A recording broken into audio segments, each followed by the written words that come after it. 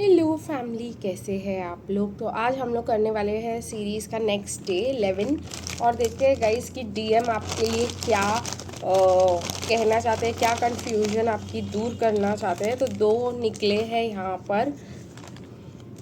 सबसे पहला है I was thinking about us last night. अगर वो आपको ऐसा कहे कि I was thinking about us last night, तो उसका मतलब ये होता है कि डीएम ये सोच रहे हैं कि ये कनेक्शन कैसे होगा, क्या हम कभी साथ होंगे, क्या ऐसा कुछ हो सकता है हमारे बीच, क्या ये कनेक्शन चल सकता है। बहुत सारी बातें कहना चाह रहे हैं। We met at the wrong time. तो कहीं ना कहीं ये बात भी बहुत सही है। वो यही सोच रहे थे कल रात को कि मुझे चाहिए थी, ये मेरी ड्रीम गर्ल थी, और बहुत सारी बातें भी करेंगे गाइस। और देखते डीएफ क्या कहना चाहते हैं अपने डीएम से। आज बहुत ज़्यादा कार्ड्स कम हो गए हैं गाइस, और वो भी कम हो गए हैं। तो ऐसा हो सकता है कि ये सीरीज़ बहुत ही जल्द मैं ख़त्म कर दूँ और फिर देखेंगे गाइस नेक्स्ट क्या करना है। ठीक है, तो फिर मैं हीलिंग और ये सब ले लूँगी गाइस। आर्कएंजल गैब्रियल और चक्रा हीलिंग के कार्ड्स ले लूँगी आप लोगों के लिए।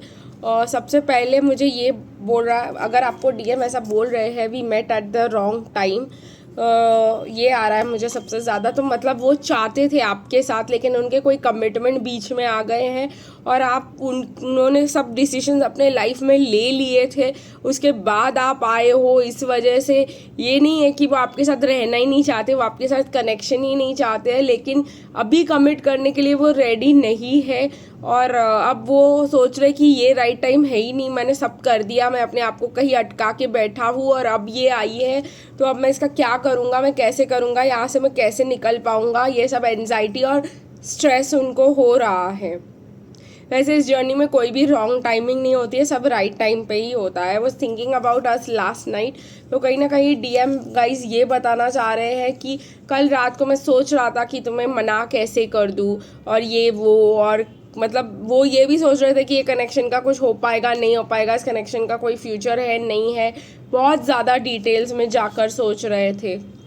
When I'm not eating or drinking anything around us is because I'm already full of happiness on seeing you। तो कहीं ना कहीं ये टोटली अनरिलेटेड है उससे, इसलिए मैंने वो टॉपिक को वही ख़त्म कर दिया और ये चालू कर दिया।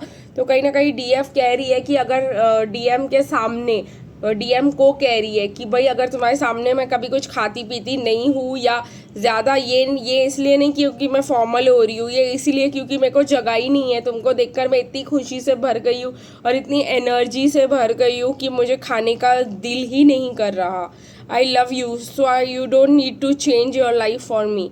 तो कहीं ना कहीं डीएम अगर ये सोच रहे हैं ना कि मैंने ऑलरेडी लोगों को कमिटमेंट दे दिया है और ऐसा हो गया है वैसा हो गया है, मतलब कहीं ना कहीं तो डीएफ कहना चाह रही है, इस चीज़ से रिलेटेड लग रहा है कि भाई जो चल रहा है तुम्हारी लाइफ में चलने दो, मैं तुम्हारी लाइफ को चेंज नहीं करना चाहती, बस मुझसे मिलो, मुझसे बात करो। लेकिन इसमें भी एक बहुत बड़ा प्रॉब्लम है, क्योंकि डीएम को डीएफ से रेगुलर बात कर ही नहीं सकते, क्योंकि डीएम को बहुत ज़्यादा तकलीफ होती है, बहुत ज़्यादा ट्रिगर्स होते हैं, और ये मेरे साथ रोज़ हो रहा है। जब भी मैं डीएम में जाती हूँ, एक पर्टिकुलर फ्रेंड है, उससे बात करती हूँ, मेरे घर में दंगे चालू हो जाते हैं, मेरे मॉम डैड मेरे पे चिल्लाना चालू कर देते हैं। मैं आपको ऑनेस्टली ऑन चैनल बोल रही हूँ, बहुत ज़्यादा प्रॉब्लम हो जाते हैं। तो मेरी हेल्थ ख़राब होने लग जाती है उससे बात करके। ये इसलिए है क्योंकि उससे बात करके मेरा कर्मा चल रहा है। इसका मतलब ये नहीं कि वो ख़राब बंदी है, वो बहुत दिल से अच्छी बंदी हो सकती है, लेकिन ये सब चीज़ों से मुझे डर लग सकता है और मैं दूर हो सकती हूँ उससे। तो यही हो जाता है डीएम से के साथ। तो डीएम जो होते हैं वो जब डीएफ से बात करते हैं तो उनका कर्मा जलता है, उनको तकलीफ होती है, उनको जो बैड टाइम्स है, बैड कर्मा है, वो स्पीड अप हो जाता है, उनकी तबीयत ख़राब हो जाती है आपसे एक बार बात करके। इसलिए वो 15-15 25-25 दिन में एक ही बार आपसे बात कर पाते हैं, क्योंकि उसके बाद वो पूरा उनको एब्जॉर्व करना होता है, ट्रिगर अपने अंदर का हेल्थ ठीक करना होता है दोबारा आपसे बात करने के लिए। अब वो आपको अगर ऐसा मुंह पे बोल देंगे तो आपको कितना बुरा लगेगा, सोचो। मेरे को भी, आपको क्या, कोई आपको सामने रोज़ बोल दे कि तुमसे बात करके मेरी तबीयत खराब होती है, तुमसे बात करके मेरे घर में झगड़े होते हैं, आपको कैसा लगेगा? ऐसा हुआ है कि मेरे को किसी ने 3-4 बार ऐसे मुंह पे बोल दिया, तो मुझे इतना मतलब कभी थोड़े टाइम के लिए लगा कि क्या है यार, ये एक बार इंसान सुन लेता है, 2 बार इंसान सुन लेता है। मुझे बहुत ज़्यादा हर्ट इस बात पे हुआ कि क्या बार बार बोलती रहती है। लेकिन वो बाद में मुझे समझ में आया कि वो बार बार बोलती रहती है तो उससे उसकी नेगेटिविटी रिलीज़ हो जाती है, उसके ट्रबल्स पेन रिलीज़ हो जाता है मुझे बता करके, और फिर वो मुझसे बिना मन में वो मैल रखे या प्रॉब्लम रखे वो खुल के मुझसे बात कर पाती है।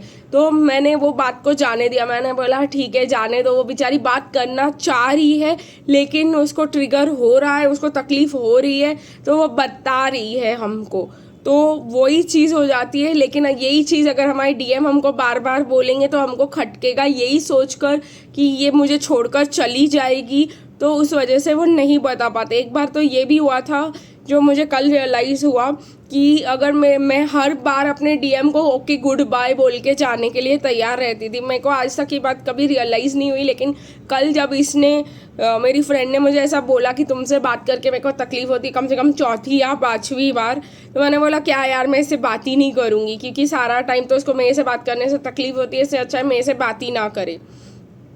ऐसा फील करने के बाद मैंने बोला मैसेज ही नहीं करूँगी इसको। फिर बाद में मुझे रियलाइज़ हुआ कि मेरे डीएम के मेरे को ये सब तो बोल ही नहीं पाता होगा कि उसको कैसी तकलीफ़ हो रही है, क्योंकि मेरा डीएम मेरे को जैसे ही बोल देता था कि मेरी वाइफ नहीं चाहती मैं तुमसे बात करूँ, या कुछ भी ऐसा लाइन बोल, अभी हमको बात नहीं करना चाहती, ओके गुड बाय, फ़ोन पटक देती थी मैं।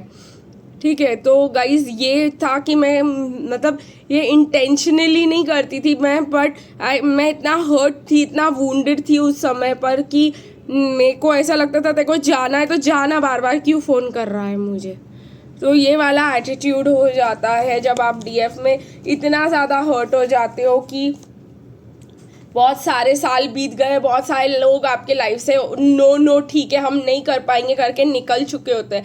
डीएम लास्ट पर्सन है, डीएम आकर ऐसी एक बात बोलेगा तो ऐसा लगता है अच्छा ठीक है जा, हर बात पे ऐसा लगता है बोलने के लिए कि अच्छा ठीक है जा, और डीएम बात करना चाहते क्यों, ऐसा क्यों कर रही हो। लेकिन मेरा ये होता था कि मैं सीधा काट ही देती थी फ़ोन, तेरे को जाना है तो जा, मेरे को ज़्यादा एक्सप्लेनेशन नहीं सुनना।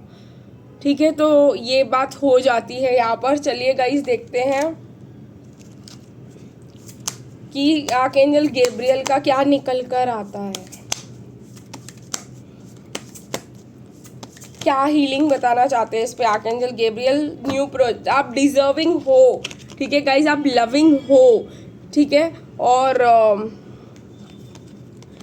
कहीं ना कहीं न्यू प्रोजेक्ट पे आप लोग को ध्यान देना चाहिए। आप लोगों को मुझे यहाँ पे दिखाई दे रहा है कि आपको ये प्रैक्टिस करना है कि आप लव के डिजर्विंग हो, आपको लव मिल सकता है, और आप लोगों को उस पर फोकस करना चाहिए कि मतलब मुझे लव मिलता है। अगर नहीं भी मिलता है और अगर आप लोनली और अगर आपके कोई फ्रेंड्स नहीं है और अगर आपको ऐसी प्रॉब्लम हो चुकी है कि भाई आप अकेले ही रहते हो, शायद वो जनरेशनल कर्सेस के वजह से हो सकता है, शायद वो कुछ और प्रॉब्लम के वजह से हो सकता है कि आपके घर वाले आपको ज़्यादा दोस्त रखने नहीं देते।